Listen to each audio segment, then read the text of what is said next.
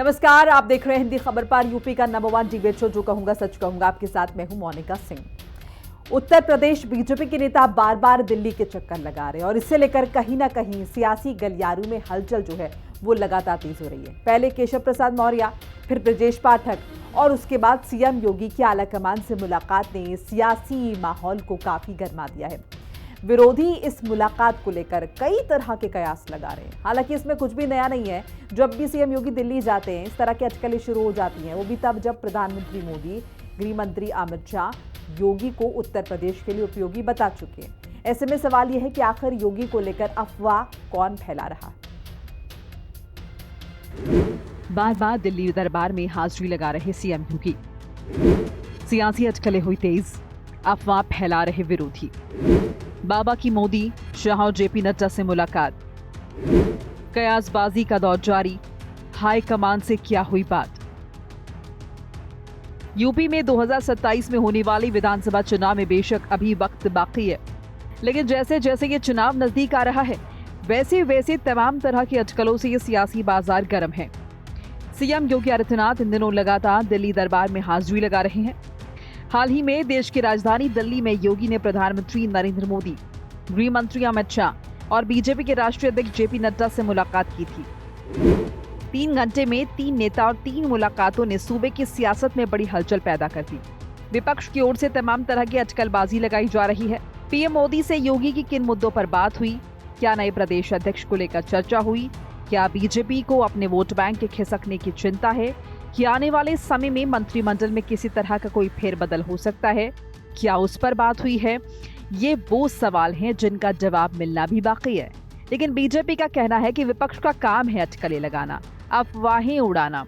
जब भी योगी दिल्ली का दौरा करते हैं, विपक्षी नेताओं की बौहें तन जाती हैं, जबकि सच ये है कि तीनों नेताओं से योगी की मुलाकात सिर्फ एक शिष्टाचार भेंट थी, इससे ज्यादा कुछ नहीं। उत्तर प्रदेश में भारतीय जनता पार्टी में बहुत अधिक आंतरिक कलह चल रही है, बहुत अधिक आपस में झगड़े चल रहे हैं और सेंट्रल और प्रदेश की जो डबल इंजन सरकार है, वो सरकार के बीच में बहुत मनमुटाव है। इसलिए इसको लगातार मैनेज करने के लिए उत्तर प्रदेश के मुख्यमंत्री दिल्ली जा रहे हैं। प्रदेश का सारा काम छोड़ करके वो खाली अपनी पार्टी को बचाने में लगे हुए हैं। विधायकों में बहुत ज़बरदस्त विद्रोह है। डबल इंजन तो पहले दिन से टकरा रहे थे। आपने देखा होगा कि लोक भवन के सामने केशव प्रसाद मौर्य और योगी जी के लोग कैसे आपस में गुत्थम गुत्था थे। तो इंजन तो शुरू से टकरा रहे थे, इसीलिए प्रदेश का विकास रुका हुआ था। लेकिन अब उत्तर प्रदेश की भारतीय जनता पार्टी एक बारूद के ढेर पर बैठी हुई है जो कभी भी फट सकती है। योगी जी के लोग कह रहे हैं कि हम केशव मौर्य को आने नहीं देंगे, और केशव मौर्य और योगी जी के विरोधी विधायक इन्होंने तय कर लिया है कि योगी जी को हटाकर मानेंगे। अखिलेश यादव का मानसिक संतुलन पूरी तरीके से खराब हो चुका है। उनके पास कोई मुद्दा नहीं है जनता के बीच में जाने, क्योंकि जनता के बीच में जब जाते हैं तो जनता उनसे मुद्दा पूछते हैं कि आप हमारे साथ किन मुद्दों पर खड़े हो रहे, तो उनके पास कोई मुद्दा नहीं बचता। वो सिर्फ जो है ध्रुवीकरण की राजनीति, तुष्टीकरण की राजनीति से ग्रसित हैं। उनको चाहिए कि अगर योगी आदित्यनाथ प्रधानमंत्री जी से मिलने जा रहे हैं, गृह मंत्री जी से मिलने जा रहे हैं, राष्ट्रीय अध्यक्ष जी से मिलने जा रहे हैं, तो वो उनकी पार्टी के सदस्य हैं। पार्टी से ही आदमी जाके मिलता है। उत्तर प्रदेश की योजनाओं के बारे में जानकारी देने के लिए जाते हैं, वहाँ से नई योजनाओं को लेकर उत्तर प्रदेश के लिए बजट लेने के लिए जाते हैं। प्रदेश का मुखिया है, प्रदेश की समस्याओं को अपने राष्ट्रीय अधिकारियों से, राष्ट्रीय केंद्रीकरण के जो बड़े नेता हैं उनको जो है बताने के लिए जाते हैं। तो ये बड़ा मुद्दा नहीं। उनको अगर कहीं लग रहा है कि डबल इंजन की सरकार आपस में टकरा रही भाई, तो कहीं तो विस्फोट होगा। 3 साल से लगातार अखिलेश यादव यही कह रहे हैं कि डबल इंजन की सरकार लड़ रही। डबल इंजन की सरकार विकास के लिए तेजी से काम करे। फिलहाल मुख्यमंत्री योगी आदित्यनाथ के दिग्गज नेताओं के साथ मुलाकात में क्या बात हुई है, इस पर पुख्ता तौर पर कुछ कहा नहीं जा सकता। लेकिन इस मुलाकात ने यूपी में राजनीतिक हलचल तेज कर दी है। सीएम योगी से पहले प्रदेश के दोनों डेप्यूटी सीएम केशव प्रसाद मौर्य और ब्रजेश पाठक भी अमित शाह से मुलाकात कर चुके हैं। 8 जुलाई को केशव प्रसाद मौर्य, 18 जुलाई को ब्रजेश पाठक और 19 जुलाई को मुख्यमंत्री योगी आदित्यनाथ की आलाकमान से मुलाकात ने यूपी की सियासी फिजाओं में कोहराम मचा दिया है और अफवाहों का दौर भी बदस्तूर जारी है।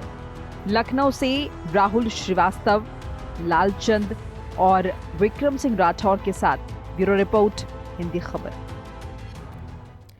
और इसी पर चर्चा करने के लिए हमारे साथ तमाम मेहमान जुड़ चुके हैं। मैं तारुफ करा देती हूँ। हमारे साथ संजय सिंह है, नेता बीजेपी, अशोक यादव हमारे साथ प्रवक्ता समाजवादी पार्टी, अनिल शर्मा हमारे साथ प्रवक्ता कांग्रेस पार्टी, आलोक पांडे हमारे साथ राजनीतिक विश्लेषक। आप सभी का बहुत बहुत स्वागत है हिंदी खबर में। शुरुआत कर लेते हैं अशोक यादव जी के साथ। अशोक जी, एक के बाद एक कई मुलाकातें योगी आदित्यनाथ की, उसके पहले डिप्टी सीएम ने जिस तरीके से की हैं, और बीजेपी साफ तौर पर कह रही है कि शिष्टाचार मुलाकातें औपचारिक, लेकिन विपक्ष बहुत कुछ कह रहा है। क्या कह रहा है? नहीं, देखिए मोनिका जी, हम लोग तो चाह रहे हैं कि कम से कम दोनों इंजन में टकराहट न हो और ये दोनों इंजन एक साथ मिलकर के उत्तर प्रदेश की विकास की नई दिशा को आगे बढ़ाएं। लेकिन समस्या ये है कि आप कोई ऐसा ओकेजन, आप देखिए, ज्यादा पीछे नहीं ले जाऊंगा मैं, आपको कुंभ के दौरान कुछ इंसिडेंट हुए थे जिसमें सीपीसीबी की रिपोर्ट आपको याद होगा, सेंट्रल पोल्यूशन कंट्रोल बोर्ड की रिपोर्ट, जिसने बताया कि गंगा जल में कितनी अशुद्धियों का है, उसका मानक क्या है, कितनी अशुद्धियां हैं उसमें। उसके बाद यूपी पीसीबी की रिपोर्ट आप देख लीजिए, तो पूरा कंट्राडिक्शन था दोनों रिपोर्ट्स में। उसके बाद जब हमारे श्रद्धालु मारे गए, वो अगले दिन सुबह माननीय मोदी जी का ट्वीट आता है, तमाम जो केंद्रीय मंत्रियों का ट्वीट आता है, श्रद्धांजलि व्यक्त करते हैं। उसके बाद योगी जी का क्या बयान आता है वो भी आपको याद होगा। ये सब भ्रम फैलाया जा रहा है, अफवाह फैलाई जा रही है, ऐसा कुछ नहीं है। तो आप ये बताइए, प्रधानमंत्री कुछ और बोल रहे हैं, मुख्यमंत्री कुछ और बोल रहे हैं, केंद्रीय एजेंसी कुछ और रिपोर्ट दे रही है, स्टेट एजेंसी कुछ और रिपोर्ट दे रही है। तो आप इसको अगर टकराहट नहीं कहेंगी तो इसको कहेंगी क्या? सिर्फ कुंभ की बात नहीं कर रहा हूं, अभी केशव प्रसाद मौर्य जी को लेकर के जो तमाम बातें हुई, उनके नेम प्लेट को उखाड़ के फेंक दिया गया, याद है ना वो इंसिडेंट। तो इस तरह की तमाम वारदातें टाइम टाइम पर होती रहती हैं उत्तर प्रदेश बीजेपी में। न सिर्फ उत्तर प्रदेश बीजेपी, आप देखिए ऑल ऑफ सडन पूरा देश भौचक्का हो गया। अभी वाइस प्रेसिडेंट, चूंकि आपका डिबेट की टॉपिक दूसरी है, लेकिन इसी से मैं जोड़ते हुए उसको कह रहा हूं, वाइस प्रेसिडेंट का धनखड़ साहब का इस्तीफा आ गया और मई में वो एम्स में भर्ती थे, उनका सब ठीक ठाक हुआ, उस समय इस्तीफा नहीं दिए, उसमें उनका स्वास्थ्य बिल्कुल ठीक था, ऑल ऑफ सडन उनका स्वास्थ्य खराब हो गया। तो ये सारी चीजें क्या हो रही पर्दे के पीछे? भाजपा में पर्दे के पीछे हो क्या रहा है? अभी संघ प्रमुख जो है उन्होंने कहा 75 साल के बाद रिटायर हो जाना चाहिए। किसको लेकर के बोले हो? तो ये सारी चीजें देखिए, जो चीजें दिख रही हैं वो चीजें हैं नहीं, और जो चीजें हो रही हैं वो चीजें दिख नहीं रही। तो हम लोग तो यही उम्मीद करते हैं, यही कामना करते हैं कि सरकार को जनता ने चुना है तो टकराहट छोड़ करके सरकार एक पूरा साइमल्टेनियसली विकास करे प्रदेश का, और विकास के उसमें हमारी कोई जरूरत होगी सरकार को, हम भी उसमें समर्थन देने के लिए, सहयोग देने के लिए तैयार हैं विकास के लिए। ठीक है संजय सिंह, मैं आपके पास आ रही हूँ। आप क्या काउंटर करना चाहेंगे, जवाब देना चाहेंगे? क्योंकि यहाँ पर तो ये खबर चल रही है कि अंदर खाने सब कुछ ठीक नहीं है और इसीलिए बार बार जो है हाजिरी लगाने जाना पड़ता है।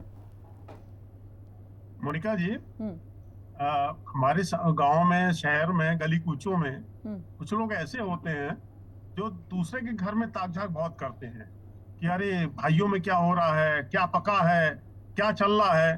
तो उसमें बड़ा इंटरेस्ट लेते हैं, वो चुगलखोर टाइप के लोग होते हैं और आपस में गॉसिप्स करते हैं, फिर उनको उसी में आनंद आता है।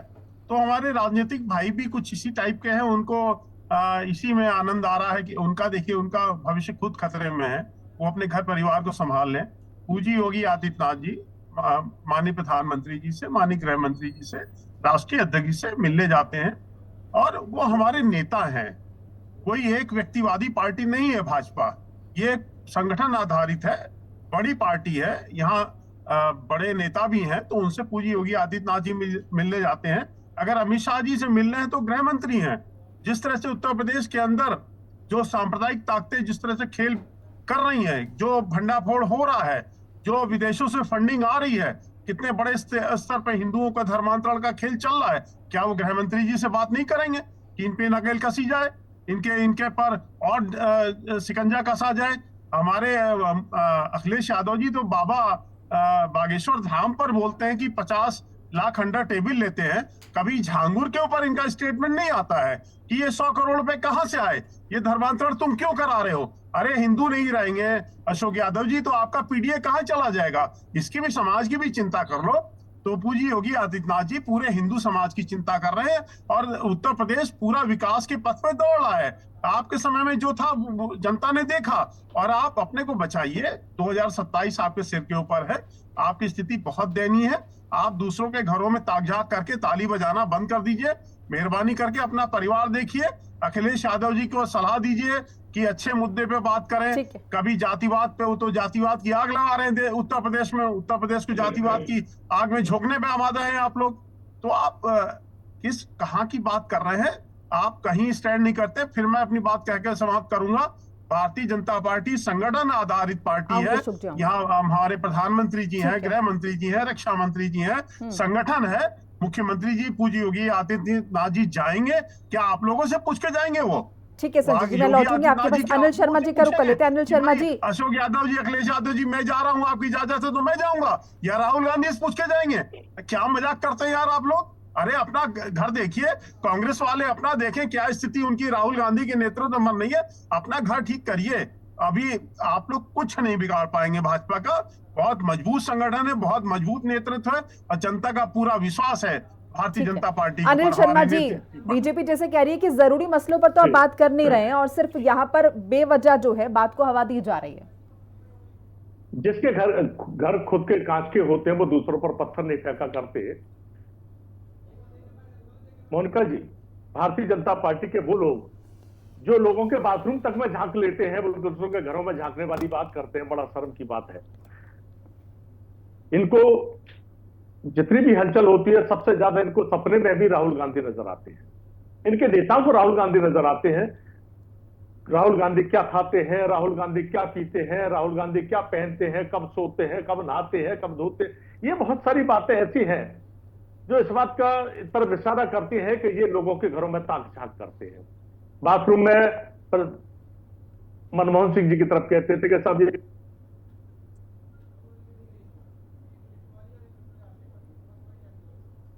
अनिल जी आपकी आवाज आ रही है, बोलिए। दूसरों के भविष्य के खतरे की।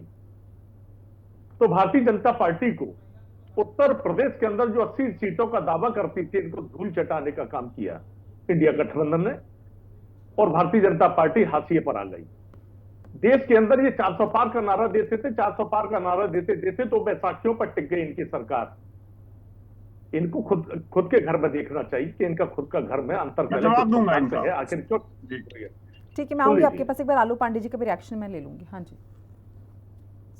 रही बात विदेशों से फंडिंग आ रही है, लोग खतरा, देश को खतरा पड़ रहा है, तो आपकी सरकार क्या पकौड़े तलने का काम कर रही है?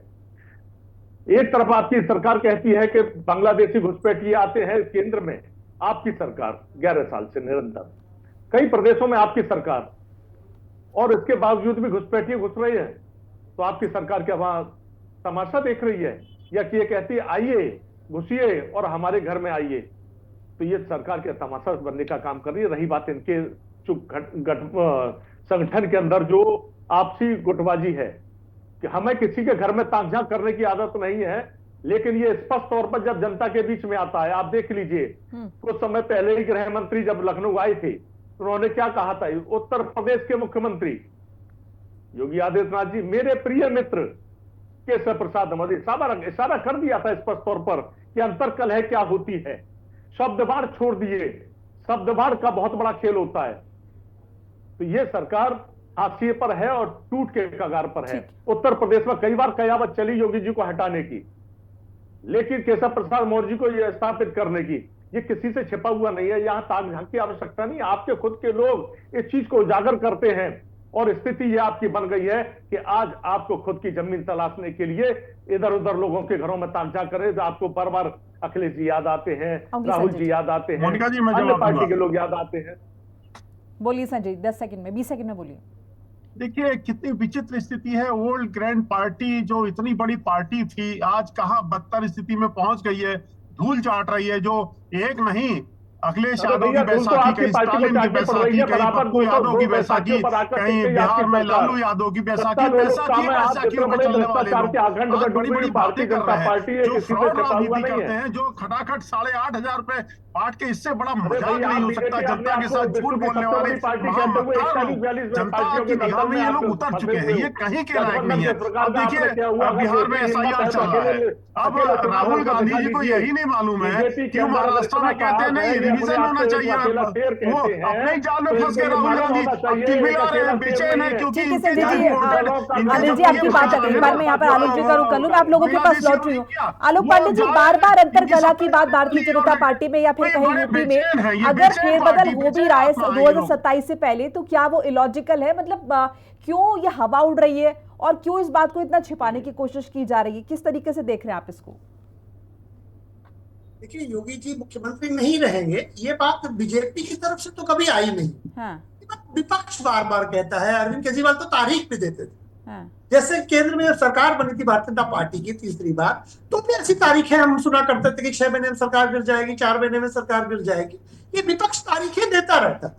जब भी योगी जी दिल्ली जाते हैं, ऐसी बातें हमें सुनने को हर बार मिलती है। तो अभी तक तो कभी सही नहीं हुआ है कि योगी जी दिल्ली गए हो और उनका मुख्यमंत्री का पद चला गया। तो 10 में से 10 बार ऐसा हुआ है कि योगी जी मुख्यमंत्री दिल्ली गए और उनका पद तो गया नहीं। तो 11वीं बार कैसे पद चला जाएगा? योगी आदित्यनाथ जी मेरे अनुसार, मैं किसी दूसरे व्यक्ति की बात नहीं करता, भारत में मोदी जी के बाद द्वितीय फेमस लीडर है। कोई नहीं दूसरे नंबर में, कोई भी नहीं है। मोदी जी के बाद सिर्फ योगी जी। ये जनता की बात कह रहा हूं मैं, नेताओं की बात मैं नहीं जानता। तो द्वितीय जो फेमस लीडर है, बीजेपी का चला हुआ, ये हर बार डिबेट में हम देखते हैं। अक्सर कभी बात अक्सर बीजेपी के बीच में रुक खिलाफ जाइए। आप Anil ji, let him speak. चढ़ा हुआ अनिल जी, है। आपकी बात रखिए, उनका अपना ओपिनियन है, प्लीज। चश्मा लगा हुआ है, मैं मालूम है। फिर आपको नहीं बोलने देंगे सर। फिर ये मत कहिएगा कि संजय जी, क्या आइए एक बार आलोक जी पर अपनी बात रख लें। मैं सिर्फ ये कह रहा हूं, अनिल जी, उन्हें बोल देने दीजिए सर, आप काउंटर कर लीजिएगा जब आपकी बारी आएगी। मैं आपको वक्त दूंगी बोलने के लिए, आप काउंटर कर लीजिएगा। अभी let him speak please, I request. Alok Pandey ji. Anil ji, आपका शासन नहीं है कि मुंह बंद कर देंगे, बोल तो लेने दीजिए। आपकी सत्ता होती तो मेरा मुंह बंद कर सकते थे। आप ताकतवर लोग हैं, अभी आप सत्ता में नहीं है, आप मेरा मुंह बंद नहीं कर सकते।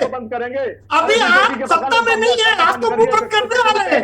आप तो लोकतंत्र का गला घोटने चलिए आलोक पांडे जी, प्लीज अपनी बात रखिए। अनिल जी, मैं आपके पास आऊंगी, आप काउंटर कर लीजिएगा। I request Anil Sharma ji, I request sir, please एक एक करके बोलिए, प्लीज।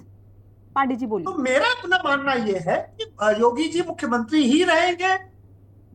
ये मैं कम से कम दावे के साथ कहता हूं कि कोई परिवर्तन मुख्यमंत्री में नहीं होने जा रहा। प्रदेश अध्यक्ष की नियुक्ति होने की बात है, उसको लेकर के सलाह हो सकता है। कांवड़िया का मैटर आता है तो केंद्र राज्यों के बीच में उत्तर प्रदेश भारत का सबसे बड़ा राज्य, अगर एक लीडर दूसरे लीडर से मिलता है एक तरीके से, तो वो पार्टी के अध्यक्ष को चुनाव को लेकर है, पंचायत चुनाव होने हैं, तो ऐसे कई चुनाव की प्रक्रिया है, मुख्यमंत्री मिल सकते हैं। लेकिन इसका मतलब ये भी नहीं, जैसे धनखड़ जी ने अभी इस्तीफा दिया, अब स्वास्थ्य कानून से इस्तीफा देना किसको बचेगा? तो कहीं ना कहीं किसी न किसी राजनीतिक दल में कभी न कभी उठापटक भी चलती।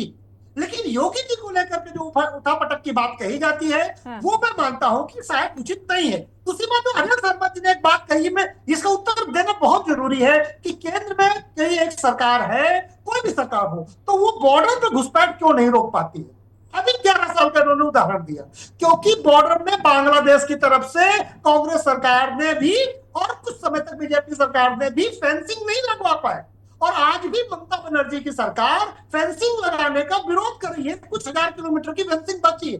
तो जहां पर मानवजनित व्यवस्था है, जहां फेंसिंग नहीं लगी है, वहां कोई भी सरकार क्यों ना हो, आप घुसपैठ नहीं रोक सकते। और आज भी इनकी इंडी गठबंधन में ममता बनर्जी है, और इंडी गठबंधन की जो एक नेता है वो फेंसिंग लगाने का विरोध कर रही है, इसीलिए क्योंकि वो घुसपैठियों को आने दे सके। कांग्रेस पार्टी हो, तृणमूल कांग्रेस पार्टी हो, समाजवादी पार्टी हो, ये भी जितने भी राजनीतिक दल हैं, ज्यादातर बांग्लादेश से आने वाले जो ये लोग हैं, ये इनके वोटर बनते हैं। तो इसलिए ये कहना कि केंद्र में एक जो रूलिंग पार्टी है वो घुसपैठ को नहीं रोक पा रही है, ये बात उतनी उपयुक्त नहीं है। ये तभी रुकेगा जब फेंसिंग लग जाएगी। ठीक ठीक। अशोक यादव जी, जैसे कि अब यहाँ पर पांडे जी ने जिक्र किया कि योगी आदित्यनाथ को लेकर पहले भी कई बार अफवाहें हुई, लेकिन अपने पद पर तो आसीन है, फिर इस तरह की अफवाहों का बीज क्या है? देखिए मोनिका जी, मुझे लगता है आलोक जी पढ़े लिखे हैं और जो नई बात उन्होंने जानकारी दी उनके लिए, जानकारी के लिए मैं धन्यवाद दूंगा कि बॉर्डर की सुरक्षा स्टेट गवर्नमेंट करती है। ये नई जानकारी उन्होंने दी है कि बॉर्डर की सुरक्षा नहीं, बॉर्डर सेंट्रल गवर्नमेंट नहीं करती है, इंटरप्रिटेशन ये गलत है कि स्टेट गवर्नमेंट करती बॉर्डर है। की भाई साहब, सिक्योरिटी इसके लिए आपको पढ़ाओ, आपको इसके लिए सुन लीजिए। दूसरी बात उन्होंने कहा अशोक मोनिका यादव जी प्लीज। हाँ जी, आपके ज्ञान को प्रणाम कर रहा हूं। दूसरी बात इन्होंने कहा कि मोदी जी के बाद योगी जी मास लीडर। आपको याद होगा पिछले लोकसभा का उपचुनाव, योगी जी की सीट, जब योगी जी मुख्यमंत्री बने थे वो सीट खाली हुई थी। उस सीट पर योगी जी कितने बड़े मास लीडर हैं, उसका परिणाम आया ना। योगी जी की पुरानी सीट उन्होंने हार गए और अच्छे खासे वोट से, 2-4 हजार वोट से नहीं हारे थे, लाखों से हारे थे। ये योगी जी का मास लीडरशिप है। दूसरी बात, हिंदू युवा वाहिनी बनाए थे ना योगी जी, कितना विधायक, कितना सांसद जितवा लिए थे। क्या आलोक जी, आप भी अजीब बात करते हैं, अजीब बात करते हैं। दूसरी बात संजय भाई से कहूंगा, उन्होंने कहा कि हमारा कुछ नहीं बिगाड़ पाएंगे, उन्होंने कहा हमारा कुछ नहीं बिगाड़ पाएंगे। अरे महाराज, 62 से 33 पे आ गए। कबीर दास ने एक दोहा कहा था मोनिका जी, जब मैं था तब हरि नहीं, अब हरि है मैं ना। मैं मतलब एरोगेंस, कि एरोगेंस जहां रहता वहां भगवान नहीं रहते। तो ये एरोगेंस योगी सरकार में कूट कूट कर, मुख्यमंत्री से लेकर के उनके प्रवक्ता से लेकर के एक छोटे कार्यकर्ता के अंदर इतना एरोगेंस भरा है, इतना एरोगेंस भरा है कि सामने वाले के ऊपर कब कौन सा हमला कर देगा, लाठी हाथ में लाठी चला देगा। आप देख लिए वहां पे कांवड़िए, जो भाजपाई कांवड़िए हैं, वो सीआरपीएफ के जवान को गिरा गिरा के मारे, इतना एरोगेंस उनके अंदर है। और 30 मिनट में जमानत। देख लीजिए कलाकारी, ये मतलब महानता योगी सरकार की है। तो ये सब चीजें अशोक यादव जी, और ये भी पता चलिए आपने कि भाजपा कांवड़िए थे वो। संजय भाई ने कहा कि हमारे घर में मत झांकिए। भैया संजय जी, ये सरकार किसी की व्यक्तिगत घर नहीं होती है। सरकार एक जनता द्वारा चुनी हुई संस्था होती है और हम विपक्ष में हैं। हमको भी उसी जनता ने वोट दिया, देकर विपक्ष में बैठाया जो जनता ने आपको सरकार में बैठाया। तो आपका पर्सनल घर नहीं है सरकार, आपका बीजेपी आपकी पर्सनल पार्टी है, लेकिन सरकार में अगर कोई उठापटक हो, सरकार में अगर आप सिख हिंदुस्तान से कोई समस्या जिससे उत्तर प्रदेश की विकास में बाधा पड़ेगी, तो एज ए विपक्ष this is our moral duty to raise question. हम सवाल उठाएंगे भाई साहब। अगर सरकार में इस तरह की उठापटक होगी, आप कह रहे हमारा व्यक्तिगत घर नहीं, भैया भाजपा आपका व्यक्तिगत घर हो सकता है, सरकार आपकी व्यक्तिगत नहीं है। और चौथी बात मैं कहूंगा मोनिका जी, इन्होंने छांगुर बाबा को बीच में ले आए। आप ये बताइए, मुख्य रूप से 4 एजेंसियां, मैं तो कई चैनल पर बोल चुका है। LIU लोकल इंटेलिजेंस यूनिट, जिसकी जिम्मेदारी होती थी। दूसरी FIU फाइनेंशियल इन्वेस्टिगेशन यूनिट, ये कहां थी। तीसरी ED इन्फोर्समेंट डायरेक्टरेट, विदेश से फंड आ रहा है, लड़कियां विदेश भेजी जा रही हैं। MHA के अंतर्गत STU आता है, एंटी ह्यूमन ट्रैफिकिंग यूनिट। वो क्या कर रहे थे 11 साल से भाई साहब?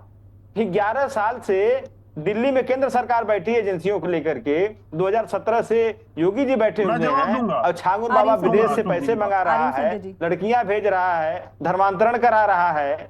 और योगी जी का जो गृह जनपद है, उससे छांगुर बाबा का आश्रम की दूरी कितना है? 150, 165, 70 किलोमीटर है। वहीं बगल में बैठ करके वो धर्मांतरण करा रहा है, विदेश से फंड ले रहा है, विदेश फंड भेज रहा है, न जाने क्या क्या कुकृत कर रहा है। और आप कह रहे हैं कि देश सुरक्षित हाथों में है। तो पतान के साथ देश सुरक्षित हाथों में है, बॉर्डर नहीं सुरक्षित, और इस तरह के बाबा तमाम सक्रिय है। बाबाओं के ऊपर दरअसल मोनिका जी एक क्लासिफिकेशन करते हैं। जैसे बाबा राम रहीम है, वो भी बलात्कारी, खूनी, दरिंदा, हर चुनाव के पहले पैरोल। वो बाबा के भाजपा का प्रचार करता है, चुनाव खत्म बाबा अंदर।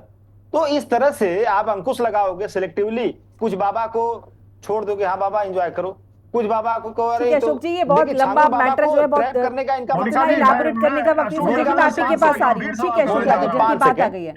संजय जी, मैं आ रही हूँ आपके पास, आपके पास आ रही हूँ। छांगुर बाबा को पेनलाइज करने का इनका मंशा नहीं था। छांगुर बाबा के माध्यम से हिंदू मुस्लिम। ठीक है अशोक यादव जी, आपकी बात आ गई। संजय जी, और संक्षेप में रखिएगा प्लीज।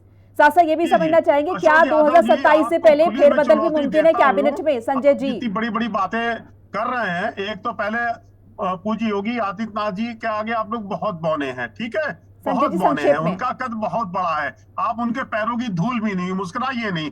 दूसरी बात, मैं एक सवाल छोड़ के जा रहा हूं आपके सामने, अगर आप जवाब नहीं देंगे, अखिलेश यादव नहीं बोलते हैं, एक बड़े चैनल पर सवाल है, झांगुर बाबा के खिलाफ क्यों नहीं बोल रहे हैं आप लोग? क्यों नहीं? अगर नहीं बोलोगे तो ये माना जाएगा कि आप झांगुर बाबा का सपोर्ट ठीक करते है हो। संजय जी, झांगुर और आज का टॉपिक हिंदुओं नहीं के है, हमारा मतानुसार मसला नहीं है आज। सपोर्ट करते हो, आपको बोलना पड़ेगा झांगुर के खिलाफ, और नहीं बोलोगे तो ये माना जाएगा कि आप हिंदुओं को मुसलमान बनवाने में सहयोग कर रहे हो। संजय जी, क्या मेरा आप पे 2027 से पहले इसका फेरबदल जवाब मुमकिन देना है कैबिनेट में? जो बोलना पड़ेगा झांगुर के खिलाफ। धन्यवाद मोनिका जी, जय श्री राम सबको, नमस्कार। तो जो जिसने, अरे संजय भागो जी? मत, सुनते जाओ, भागो मत। संजय जी, अरे यार भाग भी रहे हैं, तुम्हें भगाएंगे इटली, अरे, तुम्हें भगाएंगे। बिजली मंत्री से AK शर्मा जी संजय जी? सवाल पूछा जाए, भारतीय जनता पार्टी भगाएंगे के जो जमानत पे चल रहे हैं, तुम्हें भगाएंगे, जनता भगाएगी चोरों को, जो 5,000 घोटाले नेशनल हेराल्ड में जो नेहरू जी की संपत्ति संजय जी, क्या 2027 से पहले फेरबदल भी मुमकिन है कैबिनेट में? भागोगे तुम लोग भागोगे। मुझे डिबेट में जाना है कहीं, मुझे डिबेट में जाना है। जवाब ही नहीं है भाई। संजय जी, आप अभी भी डिबेट का ही हिस्सा है और अभी भी दर्शक आपको देख रहे हैं। चलिए, मैं अनिल शर्मा जी आपके पास आ रही हूँ, मैं अनिल शर्मा जी आपके पास आ रही हूँ। मेरे पास जी, अनिल शर्मा जी मैं आपके पास आ मैं रही फिर जुड़ जाऊंगा बाद में। हूँ। अनिल शर्मा जी मैं आपके पास आ रही हूँ, आप कुछ कहना चाह रहे थे इस पे? देखिए, भारतीय जनता पार्टी जो कहती है ना कि पूज्य योगी जी इनके पूज्य होंगे, सबके पूज्य नहीं है, पहली बात। उनकी धूल के बराबर भी लोग नहीं है, तो इतना घमंड किसी बात का नहीं होना चाहिए। ठीक है, भारतीय जनता पार्टी के लिए वो लीडर बड़े हो सकते हैं, लेकिन हर पार्टी के लिए बड़े लीडर नहीं है। हमने उनको सदन में गिड़गिड़ाते हुए भी देखा है, आंखों से आंसू जैसे लड़की विदा होती है, और सदन के अंदर जब लड़की विदा होती है जिस तरह से फूट फूट कर रोती है, संसद सदन में, लोकसभा सदन में हमने उनको फूट फूट कर रोते हुए भी देखा है, उन्हीं योगी आदित्यनाथ जी को। कद बढ़ना और घटना ये राजनीतिक परिचर्चा के ऊपर डिपेंड करता है, समय के अनुसार डिपेंड करता है, कब किसका कद घटेगा, कब किसका कद लेकिन बढ़ेगा। अनिल जी, अभी योगी आदित्यनाथ ही पूरी यूपी गवर्नमेंट को रिप्रेजेंट कर रहे हैं, और आप अगर उनकी पॉपुलैरिटी की बात करें तो इससे इनकार हम नहीं कर सकते अनिल जी, ग्राउंड जीरो पे अगर हम देखें तो। नहीं, देखिए, हम इनकार नहीं कर रहे, लेकिन अगर ये कहा जाए कि वो केवल सबके लिए पूज्य है, तो ऐसा नहीं है। निश्चित तौर पे वो उत्तर प्रदेश सरकार के मुख्यमंत्री हैं, निश्चित तौर पे उत्तर प्रदेश सूबे के मुखिया हैं, और मुख्यमंत्री केवल एक व्यक्ति का नहीं, सभी पार्टियों का, सब पूरे प्रदेश का होता है, और सभी जाति और सभी धर्मों का होता है। तो मुख्यमंत्री के रूप में स्वीकार है, लेकिन अगर कहें संत और पूज्य के रूप में स्वीकार करें, ऐसा नहीं है। उत्तर प्रदेश की जो सरजमी पर जिस प्रकार से विकास का पहिया जाम उत्तर प्रदेश की सरकार ने किया है, ये बिल्कुल नाकाबिल बर्दाश्त है। विकास की अगर बात की जाए, जो बात करते थे 17 से जब से चुनाव बनेगी, सारी सड़कें गड्ढा मुक्त होंगी, सारी सड़कें ज्यादातर गड्ढा युक्त हैं। नौजवानों को रोजगार मिलेगा, रोजगार के नाम पर लोगों को लाठियां बांधी गई, किसानों की आय दोगुनी होगी, किसानों को लाठियां मिली, महिलाओं को सुरक्षा के नाम पर उनके साथ अत्याचार हुए, किसकी बात कर रहे हैं? विकास का पहिया जाम किया, जगह जगह इनके लोग अपराधों में लिप्त पाए जाते हैं, भूमाफिया के रूप में पाए जाते हैं। आगरा के अंदर इनके एक विधायक ने कब्जा किया, उसको बाद में लीपापोती करके खत्म कर दिया गया, लेकिन वास्तविकता क्या है कि उसको उजागर नहीं किया गया। रही बात ये धर्मांतरण की बात करते हैं, तो आगरा के अंदर एक धर्मांतरण हुआ था जिसमें बांग्लादेशियों को हवन पूजन कराकर अपने घर में वापसी कराकर हिंदू बनाने का काम किया गया था, और उसके कुछ समय बाद ही उस व्यक्ति को जिसने हिंदू धर्म में वापसी कराने का काम उनको हवन पूजन करके कराया गया था, उस व्यक्ति को उत्तर प्रदेश सरकार में राज्य मंत्री का दर्जा प्राप्त करके दर्जा प्राप्त राज्य मंत्री बनाया गया। और दूसरे व्यक्ति जो विधायक के रूप में एसएसपी के पास जाते हैं कि ये बांग्लादेशी घुसपैठिए हैं, इनको अरेस्ट करिए, उस व्यक्ति को कैबिनेट मिनिस्टर बना दिया जाता है। तो सबसे पहले तो भारतीय जनता पार्टी ये साबित करे कि वो बांग्लादेशी घुसपैठिए थे, तो घर वापसी उनकी किसने कराई थी और क्यों कराई थी? वही भाजपा ने कराई। और अगर वो घर वापसी कराई थी तो बांग्लादेशी घुसपैठिए कैसे हो गए? ये बात तो इनको तय करनी पड़ेगी कि आखिर अगर ये सत्यता है कि वो हिंदू हैं तो उनको घर वापसी कराई गई, तो बांग्लादेशी अगर हैं तो बांग्लादेशी घुसपैठ कराने का काम भी भारतीय जनता पार्टी का है। रही बात उत्तर प्रदेश के अंदर जो कवायद चल रही है, सरकार में अटकलें हैं, ये हम नहीं कहते, ये पूरा प्रदेश ये देख रहा है, पूरा देश देख रहा है। ठीक है कि उत्तर प्रदेश में योगी जी को हटाने की कवायद भारत की आलोक पांडे जी, मैं आपके राजनीतिक पास गलियारों आऊंगी कि में अनिल जी, चर्चा का आलोक विषय पांडे बना हुआ है। जी लगातार उठापटक का जिक्र यहाँ पर कर रहे हैं, ये जैसे अभी अनिल शर्मा जी ने भी जिक्र किया कि योगी आदित्यनाथ को हटाने की बात विपक्ष की तरफ से लगातार कही जा रही है। 2027 से पहले ये तो मुमकिन है कि किसी ना किसी तरीके की तैयारी तो चली रही होगी, और ये भी मुमकिन है कि फेरबदल हो सकता है। नहीं, जितनी मेरी अपनी राजनीतिक समझ है, कोई फेरबदल नहीं होगा। योगी आदित्यनाथ जी ही मुख्यमंत्री रहेंगे और उनके नेतृत्व में ही भारतीय जनता पार्टी चुनाव में जाएगी। एक पॉलिटिकल फेस है उत्तर प्रदेश में भारतीय जनता पार्टी की। जैसे अखिलेश यादव के नेतृत्व में समाजवादी पार्टी ही जाएगी और कोई किसी के नेतृत्व में समाजवादी पार्टी चुनाव में नहीं जाएगी। हालांकि अखिलेश यादव अपनी पार्टी के सबसे बड़ा लीडर है और योगी आदित्यनाथ जी अपनी पार्टी के सबसे बड़े लीडर नहीं है, क्योंकि अखिलेश यादव की पार्टी क्षेत्रीय पार्टी है, उत्तर प्रदेश में सीमित है, और भारतीय जनता पार्टी में तो पूरी बहुत बड़ी पार्टी है और उसमें योगी आदित्यनाथ जी उत्तर प्रदेश के मुख्यमंत्री हैं, उन्हीं के नेतृत्व में। फिर मैं जोड़ देके कहता हूँ, योगी आदित्यनाथ जी मुख्यमंत्री रहेंगे, उन्हीं के नेतृत्व में चुनाव होगा। 27 में जनता तय करेगी कि अखिलेश यादव मुख्यमंत्री होंगे या योगी आदित्यनाथ मुख्यमंत्री होंगे। ये 27 का चुनाव तय करेगा। भारतीय जनता पार्टी पॉलिटिकली, जितनी मेरी राजनीतिक समझ है, ऐसा कोई ब्लंडर करने नहीं जा रही। ठीक है, अशोक यादव जी। देखिए मुनका जी, मुझे लगता है कि जो 27 का चुनाव है, इसका रिहर्सल भारतीय जनता पार्टी बिहार से शुरू कर दी, और बिहार में जो SIR के माध्यम से जो स्पेशल इंटेंसिव रिवीजन को नाम पर जिस तरह से स्कीम था, उसके लिए SIR का जो भाजपा का मतलब दूसरा है मुनका जी, उसके लिए scheme for intentional removal of non BJP voters, SIR, scheme for intentional removal of non BJP voters, that is called SIR। ये बीजेपी की थीम है। अब चुनाव आयोग को मुखौटा बना करके कह रहा है कि ये तो स्पेशल इंटेंसिव रिवीजन है। अब हमको विपक्ष को ये समझने की जरूरत है, और हम लोग लगातार इस पे फोकस करेंगे कि जिस तरह से भारतीय जनता पार्टी पूरे देश में, सर ये पहली बार हो रही है क्या? आपको याद होगा जो रिगिंग करता हुआ पकड़ा गया था चंडीगढ़ में, अनिल मसीह के मॉडल पर बेईमानी करके, वोटर लिस्ट में हेरफेर करके, अपने जो अशोक यादव जी, बिहार में तो हम ये लॉजिक दे रहे थे कि वक्त नहीं है वोटर्स के पास, लेकिन अगर यूपी में अगर ऐसा कुछ करना है तो यूपी के लिए तो बहुत सारा टाइम है, 2027 में तो वक्त है, अभी तो 25 ही चल रहा है। अगर आप कह रहे हैं कि बिहार की तर्ज पर ही उत्तर प्रदेश का चुनाव लड़ा जाएगा, या फिर वैसी ही चीजें यहाँ पर देखने को मिलेंगी? मोनिका जी, नहीं देखिए, मुझसे पूछ रही हैं। जी अशोक जी। हाँ, मैं ये कह रहा था कि अब देखिए, बिहार में चूंकि 8 करोड़ वोटर हैं, आप समझिए जिस तरह से 8 करोड़ वोटरों को 2 महीने 1.5 महीने में, हाउ इट इज पॉसिबल कि आप नई वोटर लिस्ट तैयार कर लो? कि BLO का वीडियो फुटेज आ रहा है, तमाम हमारे जो जाबाज पत्रकार साथी जा की वीडियो बना रहे हैं, FIR हो रहा है उनके ऊपर, और ये सारी चीजें पब्लिक डोमेन में है कि फर्जी सिग्नेचर बनाया जा रहा है, जानबूझकर ये फाइंड आउट करके कि ये बीजेपी के सपोर्टर ने उनके वोटरों को काटा जा रहा है, 35 लाख वोटरों के ऊपर तलवार लटकी है। और सुप्रीम कोर्ट के जज ने भी कहा था मोनिका जी कि ऐसे डॉक्यूमेंट मांगे जा रहे हैं, वो डॉक्यूमेंट मेरे पास भी नहीं है। अब आप बताइए, जो वोटर कार्ड है, जो आधार कार्ड है, बैंक पास, ये सब नहीं मानेंगे आप? ये क्या तरीका है? ये जानबूझ करके कह रहे हैं बांग्लादेशियों को हटा रहे हैं। तो आप तो बांग्लादेशियों को वोटर के भरोसे 30 सीटें जीत गए भाई साहब बिहार में। बीजेपी उसके अलायंस 30 सीटें जीते हैं ना, वो बांग्लादेशियों के भरोसे जीते हैं क्या? रिजाइन कर रहे हैं।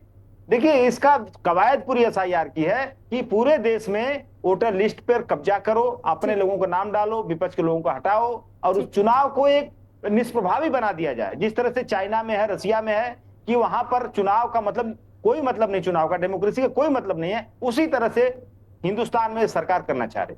ठीक है, वापस जुड़ गए हमारे से संजय सिंह जी। संजय जी, आपका जवाब रह गया था, क्योंकि विपक्ष लगातार सवाल पूछ रहा है कि क्या 2027 से पहले कोई फेरबदल मुमकिन है कैबिनेट में? नहीं, अभी मैं अशोक यादव जी को सुन रहा था, फेरबदल के तो ये सपने देखते रहेंगे, वो नहीं होने वाला है। और हमारे एक शायद कांग्रेस वाले प्रवक्ता पूज्य योगी आदित्यनाथ जी, आपके लिए देखिए, आप किसी साधु संत का सम्मान नहीं करते हैं। आपका तो डिक्लेयर्ड एजेंडा है कि सनातन धर्म को साधु नहीं है, साधु है, मुख्यमंत्री है ना। सुनिए बेचैन नहीं हुई, आप बीच में बोलिए। साधु नहीं है, होना साधु नहीं होता है। आपको पहले तो परिभाषित न करें साधु। हमारे लिए बहुत पूज्य है, आप उनके पैरों की साधु धूल भी नहीं है, संत ठीक है? बुरा शासन नहीं मत किया मानिएगा, करते हैं, आपकी कोई साधु हैसियत संत नहीं उनके संन्यास आगे। लेकर दूसरी बात, मैं आनंद अशोक लेते यादव जी हैं। की बात का जवाब दूंगा। इन्होंने भी SIR की बात कह दी।